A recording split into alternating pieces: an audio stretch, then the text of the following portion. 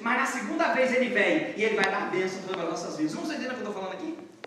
Então, muitos são as características, muitas são, né, esses modelos que nos mostram que José e Jesus estão mais ou menos na mesma linha do modelo de Cristo. Mas nessa noite eu queria falar com vocês sobre três delas. E você vai ter que ler um pouco mais esse texto para entender a história de José.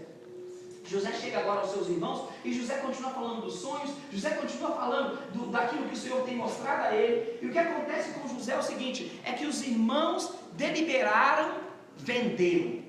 Na verdade eles queriam matá-lo, na verdade eles queriam sumir com José. Mas eles não fizeram isso. O filho que era o filho primogênito, que era para tomar o lugar de José, ele não vai tomar o lugar de José porque ele dormiu com as esposas do seu pai. Então ele perdeu o direito de ser primogênito. Os outros dois, eles eram de guerra. E agora tinha um outro que chamava Judá, que talvez fosse o próximo a ser aquele que ia ficar com a herança do pai, que ia ser o primogênito do pai. Ele então, quando eles prendem José, e eles colocam José em um buraco, em um poço, ficam presos ali e pensam em matá-lo. Mas aí um deles diz, vamos vendê-lo como escravo.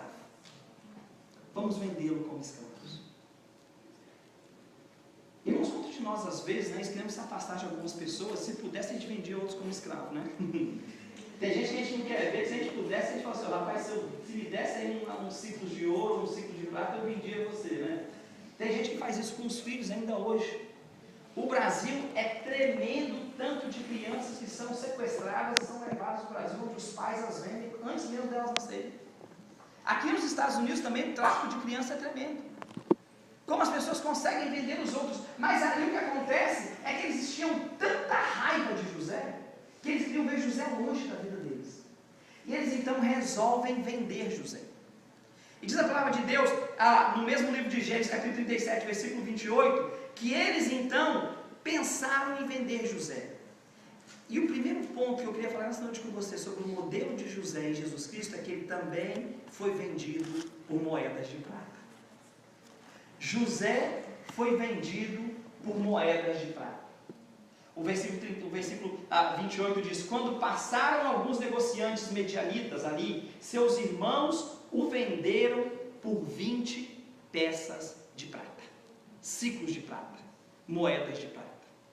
Pastor, por que prata? Né? Eu fiquei pensando, por que prata? Na verdade, se nós formos no livro de Levítico, capítulo 27, versículo 5, e também se formos em Êxodo, capítulo 21, versículo 32, nós vamos ver que 20 ciclos de prata era mais ou menos o valor que se pagava por um escravo naquele tempo. Esse era o valor, né? Entre 20 e 30 moedas de prata. E ele então é vendido por 30 moedas de prata. É como assim, nós vamos sair fora desse problema que nós temos. E eles foram vendidos aos medianitas. E na verdade não sabe se era medianitas ou ismaelitas, que eram no caso os primos deles. Porque eram da descendência de Abraão. De qualquer maneira ele foi vendido. E agora o jovem, que para eles era um problema, porque Deus estava mostrando que ele tinha um futuro brilhante diante dos seus irmãos. Ao invés deles aceitarem aquele futuro que Deus tinha para eles o vendem. Eles tiram dele o direito que ele pensava que tinha e o vendem como escravo. Vocês podem imaginar um negócio desse? Um irmão seu te vender como escravo a uma outra pessoa? E agora José é levado ao Egito. E ali no Egito, ele então é vendido a Potifar. E ali então ele passa a exercer tarefas diárias naquela casa. Vendido por moedas de prata. Não é difícil comparar que Jesus também foi vendido por moedas de prata. Jesus foi vendido por moedas de prata. Quando Judas chegou diante do sumo sacerdote, ele perguntou assim, se eu entregar a vocês esse Jesus, o que vocês vão me dar? E eles disseram, vamos te dar 30 moedas de prata. Eu quero falar uma coisa para você. O irmão que traiu José, o irmão que deu a sugestão que José fosse vendido, o nome dele é Judá. E o camarada que vendeu Jesus, o nome dele é Judas. E a palavra Judas e a palavra Judá, Judas, no grego é a mesma palavra. E no hebraico é a mesma raiz. Judá, Judas. A semelhança, os dois foram vendidos por moedas de prata. Jesus foi vendido por moeda de prata. Zacarias capítulo 11, versículo 12 e 13 diz que ele já profetizava que ele seria vendido, Jesus seria vendido por moeda de prata. Por moedas de prata. Nós podemos ver essa referência aí. Jesus vendido, como José vendido. Jesus trocado, como José foi trocado. E pastor, qual é a referência comigo hoje? A referência para mim com você hoje é o seguinte: José foi vendido por moedas de prata. Jesus foi vendido por moedas de prata. E nessa noite eu quero perguntar para você, quais são as moedas de prata que você tem deixado vender você mesmo, ou que você tem dado a você mesmo e afastado você do reino de Deus? E afastado você da presença do Altíssimo. E afastado você de ter um caráter parecido com o caráter de Deus. Porque ninguém está te vendendo. Você mesmo, às vezes, se vende por 20 moedas de prata. Em coisas que te afastam da presença do Senhor. Em coisas que te tiram da presença de Cristo. Em coisas que te separam da presença do Deus Todo-Poderoso. Vendido por moedas de prata. Muitos costumam dizer, eu não sei não, né? Os judeus mataram Jesus, eles mataram Jesus, eles mataram Jesus. Irmãos, eu digo em nome de Jesus, graças a Deus, que nós nascemos 2000 anos atrás. Deus 2000 anos depois. Porque se nós tivéssemos nascido 2000 anos atrás, eu não sei quantos de nós estaríamos também no coro gritando, crucifica, crucifica, crucifica. Graças a Deus que Deus teve misericórdia de nós e nos deu uma oportunidade diferente. Quais têm sido as moedas de prata que têm te afastado da presença do Senhor? Em segundo lugar, eu gostaria de falar com você uma outra coisa. José foi vendido e foi para a casa de Potifar. E como Jesus, ele foi tentado mais vezes, mas como Jesus, pelo menos 3 vezes, José foi tentado. O texto nos diz em Gênesis 39, versículo 7, 39, versículo 10 e 39, versículo 12, que a esposa de Potifar, a esposa do comandante ali, que tinha comprado ele como escravo, ela tenta seduzir José. Ela tenta seduzir José. Esse aí é um verdadeiro egípcio. Cadê o Alexandre, que vai ser o faraó, né? Vai ter que vir desse jeito aí, né? E o Moisés, que é o Gesiel, também vai vir assim no dia do aniversário da igreja, né? No mês que vem vão completar 5 anos de existência, né? E vão vir para cá todo bonitinho de egípcio. O que acontece é o seguinte, irmão: José foi para a casa de Potifar. E na casa de Potifar ele era muito inteligente. Ele passou a tomar conta de tudo daquela casa. Tudo naquela casa ele era o Senhor. E Potifar disse: José, tudo nessa casa é teu. Tudo nessa casa você tem controle. A única coisa que você não tem controle é sobre a minha esposa. E acontece que o diabo colocou na cabeça daquela mulher de perturbar a José. De perturbar a José. E ela então passa a perturbá-lo. E o texto diz que ela o chama para a cama. Que ela diz: vem comigo, vem comigo. E ele disse: como eu posso ir contra o meu Senhor? Ele me deu tudo. Como eu posso ir contra ele? Irmãos, cada vez que nós pecamos contra o Senhor, nós estamos fazendo diferente do que José. Porque Deus também nos dá tudo.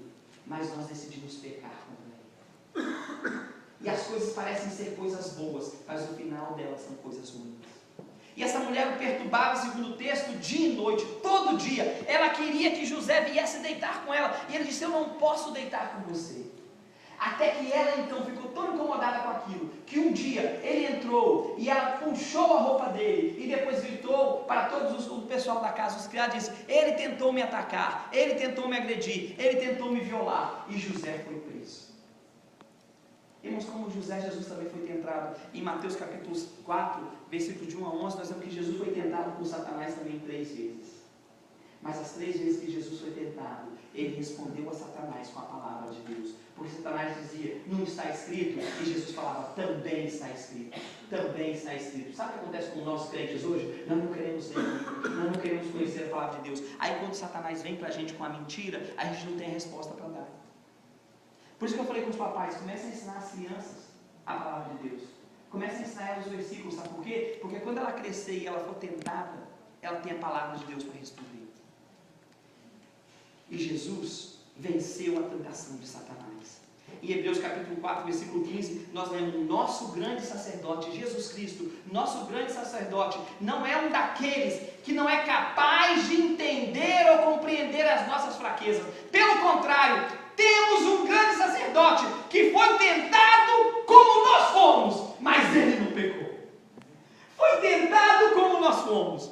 ele não pecou.